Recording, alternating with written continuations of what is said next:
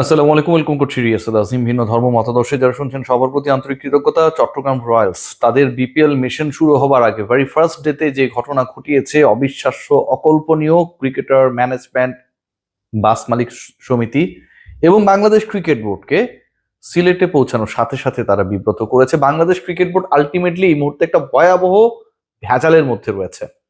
আমিনুল ইসলাম বুলবুল, Bangladesh cricket বোর্ডের president, তিনি এই মুহূর্তে ঢাকায় নিয়ে এসএসসি সভায় যোগ দেওয়ার জন্য ঢাকার বাইরে রয়েছেন। বিসিবি প্রেসিডেন্টের রুটিন কাজ, সেটা তিনি করবেনই।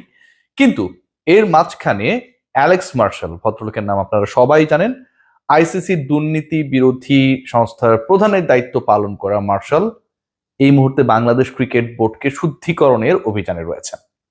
এবং সবশেষ বিপিএল স্পেশালি যেই ফ্র্যাঞ্চাইজিগুলো কর্মকর্তারা, ক্রিকেটারদেরকে নিয়ে আলোচনা হয়েছে, বিসিবি সেই লিস্ট বানিয়েছে, সেটা নিয়ে তর্ক বিতর্ক অনেক ধরনের অভিমত রয়েছে, যেটা পরের আলোচনা। কিন্তু ক্রিকেটারদের বাইরে যেসব কর্মকর্তাকে নিয়ে ভয়াবহ ধরনের অভিযোগের প্রমাণ পাওয়া গেছে, সেই কর্মকর্তাদেরকে বাংলাদেশ ক্রিকেট বোর্ডের কাছে অ্যালেক্স মার্শাল যে রিপোর্টটা দিয়েছে, সেই রিপোর্টে তাদের নাম রয়েছে। আমিনুল ইসলাম বুলবুল, ইফতেখার রহমান মিঠু, তাদের দুজনের কাছে রিপোর্ট রয়েছে। ইফতেখার রহমান মিঠু সবসময় বলার চেষ্টা করেন যে তিনি এটা ব্যাপারে কোনো কিছু জানেন না। এখন চট্টগ্রাম রয়্যালসের যে দলটা রয়েছে, সেই দলের ম্যানেজমেন্টের সাথে জড়িত 2 থেকে 3 জনের নাম রয়েছে অ্যালেক্স মার্শালের লাল কালিতে লেখা সেই রিপোর্টে।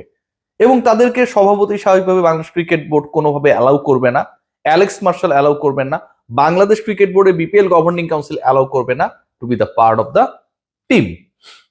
এই ঘটনা যখন ঘটেছে এবং এই ঘটনাটা যখন তাদের মালিক পক্ষকে জানানো হয়েছে, ফ্র্যাঞ্চাইজি ওনারকে জানানো হয়েছে, তারা নাকি বলেছে যে এরা না থাকলে আমরা বিপিএলই খেলবো না। This is the latest update. Chattogram রয়্যালসের পক্ষ থেকে এরকম একটা বক্তব্য প্রচ্ছন্নভাবে এসেছে। সেই আপডেটটা নিয়ে আজকে বাংলাদেশ ক্রিকেট বোর্ডের মিডিয়া ডিপার্টমেন্টের লাউঞ্জের সামনে সাংবাদিকরা যথেষ্ট পরিমাণ আলোচনা করেছে। এর থেকে ইন্টারেস্টিং পার্ট, যেই দলকে নিয়ে আলোচনা হচ্ছে, যেই দল রেকর্ড করেছে 1,10,00,000 টাকায় নাইম শেখকে দলে ফিরিয়েছে, স্টিল আই হ্যাভ ডাউট যে নাইম টাকা পাবেন কি না, এবং সেই ডাউটকে উস্কে দিয়েছে। শাক মাহাদিকে আজকে তারা বিমানবন্দরে রেখে চলে গেছে।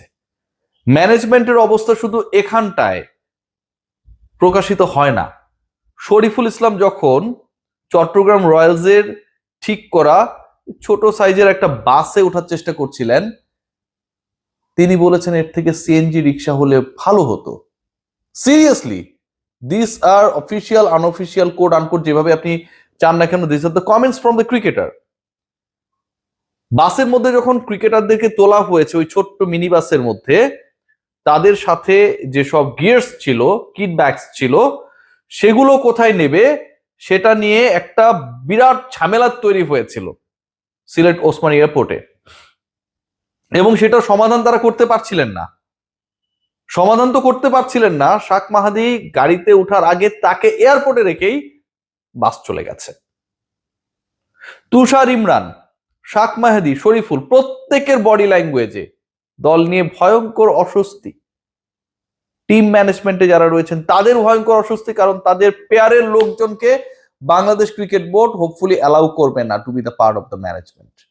অ্যালেক্স মার্শালের রেড কালিতে কলমে ইঙ্কে লেখা যে ব্যক্তিবর্গ রয়েছে, তারা নাকি মেইন টাকার সাপ্লায়ার হিসেবে কাজটা করতেন, পেয়ার পেমেন্ট থেকে শুরু করে হোটেল বিলস এবং অন্যান্য যেসব রয়েছে। এখন তারা না থাকতে পারলে, তারা ওই পিএমের মধ্যে না থাকতে পারলে, তারা যেখানে ক্রিকেটাররা অবস্থান করবে সেখানটায় না থাকতে পারলে, আমি জানি না কেন তারা টাকা ম্যানেজ করতে পারবেন না। দে আর ইন আ পজিশন যে তারা প্রয়োজনে খেলবে না, এরকম টাইপেরও একটা আলোচনা তাদের মধ্যে হয়েছে। একটা দল একটা প্রপার বাস ভাড়া করে নাই, ক্রিকেটারদেরকে ঢাকা থেকে সিলেটে উড়িয়ে নিয়ে গেছে। একটা দলের ম্যানেজমেন্ট কতটা অথর্ব অপদার্থ হলে ন্যাশনাল টিমের একজন ক্রিকেটার এবং সেই দলের সবচেয়ে গুরুত্বপূর্ণ ক্রিকেটারদের একজন শাক মাহাদি, তাকে রেখে চলে গেছে, টের পায় নাই। চাপাচাপি করে অনেকে নাকি দাঁড়িয়ে গেছে বাসে যেন এয়ারপোর্ট থেকে হোটেলে পৌঁছাতে পারে। বাংলাদেশ ক্রিকেট বোর্ড সবসময় প্রত্যেকটা বিপিএল এরকম কিছু কিছু দলকে কোথা থেকে যেন হায়ার করে ধরে নিয়ে আসে, এবং সেই দলগুলো বাংলাদেশ ক্রিকেট বোর্ডের ইজ্জত, সম্মান, সম্ভ্রম ধুলায় মিশায় দেয়। চট্টগ্রাম রয়্যালস সেই কাজের পথে খুব দারুণভাবে এগিয়ে চলছে। বিশ্বাস করুন আর নাই করুন, বাংলাদেশে ইলেকশন হবে কবে, হবে কি হবে না, এগুলো নিয়ে পাবলিকের অনেক ধরনের কমেন্ট রয়েছে না, কিন্তু এটা নিয়ে কোনো ধরনের ডাউট নেই যে Chattogram Royals is there to make some big blunders again, এবং সেটা শুরু হয়েছে সিলেটে পৌঁছানোর সাথে সাথে। ক্রিকেটারদের কিডব্যাক ক্যারি করার জন্য তাদের কোনো ধরনের ব্যবস্থা নেই, ক্রিকেটারদেরকে রেখে চলে যাচ্ছে, কেউ টের পায় না, পরে আরেকটা গাড়ি এসে শাক মাহাদিকে তুলে নিয়ে গেছে। শাক মাহাদি একটা কমেন্ট করেছিলেন না, তুষার ইমরান পরবর্তীতে বলছে যে শাক যদি ওই কমেন্টটা করে না করতেন তাহলে আমরা হয়তো বুঝতে পারতাম না যে সে যদি ওপেন থাকতো তার প্রাইসটা অনেক হাই হতে পারতো। শাক নাকি সেই কমেন্ট করেছে কারণ নাইম শেখের প্রাইসটা এত হাই, ডিরেক্ট সাইনিং না করলে তার প্রাইসও অনেক বেশি হতে পারতো। সেই কারণে তুষার ভাই, উইথ ডিউ রেসপেক্ট, আপনি তো এই দলের সাথেই আছেন, 2-3 মাস পর নিশ্চয়ই আপনার সাথে আমাদের কথা হবে, এবং নিশ্চয়ই আপনি যেভাবে বলার চেষ্টা করেছিলেন সেই অবস্থান থেকে সরে আসবেন। হাবিবুল বাশার সুমন সবকিছু আজ করতে পেরে, সুমন ভাই কিন্তু চালাক চতুর আছে, ভালো মানুষ, খুবই ভালো মানুষ সুমন ভাই। আসসালামু আলাইকুম। সুমন ভাই এই দলের সাথে শুরুতে মেন্টর হিসেবে যোগ দেওয়ার পর যখন বুঝেছে যে এটার মতি গতি ভালো না, এটার সাথে থাকলে বরং খবর আছে, তিনি যে কাজটা করেছেন সেখান থেকে সরে গেছেন। পরবর্তীতে তুষার ইমরানকে অ্যাড করা, এটা যেমন একটা চমক। নাইম শেখকে 1,10,00,000, নাইম শেখ কোথায় সেটাও একটা প্রশ্ন। এবং নাইম শেখ, আমার ভাই নাইম শেখ এই দলের সাথে আজকে যায় নাই। হয়তো সে আজ করতে পেরেছিল যে বাসে জায়গা না হইতে পারে, বাস তাকে রেখে চলে যেতে পারে, তার কিট ব্যাগে রাখা গিয়ার্স গুলো হারিয়ে যেতে পারে, সো ওর থেকে না যাওয়াটাই ভালো। নাইম শেখ তার স্বব্যবস্থাপনায় সিলেটে পৌঁছাবে।